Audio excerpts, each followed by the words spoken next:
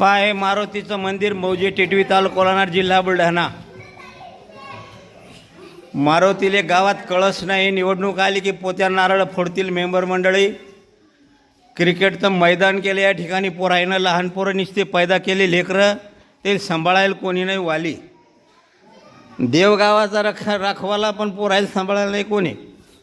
मंदिराची आस्ती अवस्था, या मंदिरावर काय झालं, क्रिकेटचा सामना त्या निर्माण केला। हे पा बॅट इथं पडलेली पोरायची, शूटिंग चालू असताना मी पाहिलं हे बॅट मंदिरावर पडलेली आहे।